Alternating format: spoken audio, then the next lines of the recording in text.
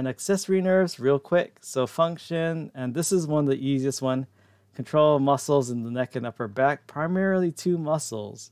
So here is the cranial nerve 11, the accessory nerve, and here's the trapezius and your sternocleidomastoid. So yes, you still have to know some muscles, but we're being very specific in this unit of the class. So accessory nerve, these are the two I want you to know, and I'm pretty sure those are the main two controlled by the accessory nerve. So more control of the sternocleidomastoid and your trapezius. So again, sternocleidomastoid, the ones that run from your mastoid process down to the midline and the center where you have your sternum and your clavicle, and your trapezius, again, your traps right in the back, the shoulder part of your shoulder, like when you do the shoulder shrugs. So I like to think of it this way. So his story time. So my mom, she likes to accessorize, right? She likes to buy jewelry. So what she did is she got this earring, and she also got this pendant, right? So just like your sternocleidomastoid, that's how I remember it. It's like earrings, two pendant, that's their sternocleidomastoid. So she's like, hey, she's like to my dad, hey, do you notice anything different? You notice anything different? And he goes this. He does that. So that why he was using his trapezius. He was shrugging because he didn't know why. So that's my mnemonic for the accessory nerve. Now hypoglossal. So again, that gloss term coming back. So this is talking about the tongue.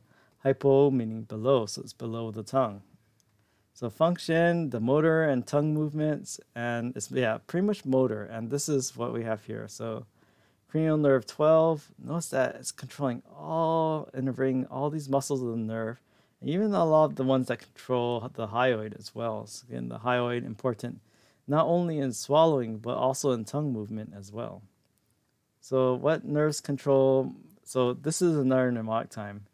So what nerves control most of your tongue muscles? 12 and 9. So this is the way I think of it. When you're eating this candy, not pre-paid promotion, by the way.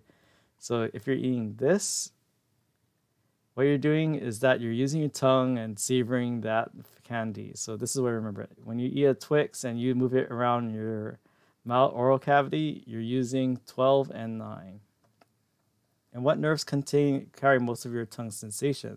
So we're now talking, so 12 and 9 control your tongue itself. But what about your sense of taste? Well, it does involve the vagus a bit. There are some vagus nerves, but this is the one I want you to know for sure. I say, okay, a Twix you can buy for 79 cents. So cranial nerve 7 and 9. These are the primary ones that control your sense of taste and via your tongue. So anterior 2/3 are by the facial nerve, cranial nerve 7. Posterior is by cranial nerve 9. So that's my Twix mnemonic. And so it's a little complicated, but that's the best I can do. If it doesn't work for you, don't worry about that. But what I'm getting at here, how do you control your tongue muscles? What carries sensations? Okay, and this is two of my favorite mnemonics to end.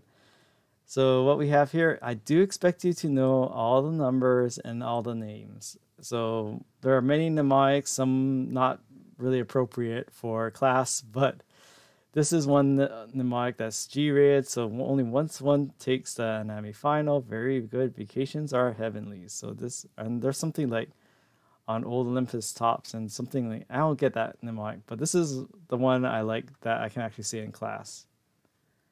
And then there's another one too. So what we have here, so sensory, motor, or both sensory and motor. So this are general functions and things like, I like this mnemonic. Some say marry money. But my brother says, what does my brother say? Big brains matter most, or matter more. So yeah, that's the mnemonic I like for that one. So is it sensory, motor, or both?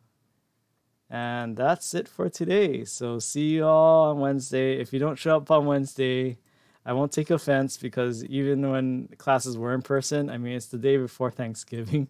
So not too many people would rather attend a physiology lecture than get a head start to their 4-day weekend. So if you show up on Wednesday, I'll be pleasantly surprised, but I will have a lecture. I will upload it. And if I don't see you before Wednesday, Have a happy and safe Thanksgiving, especially the safe part. I want you all to stay healthy, right?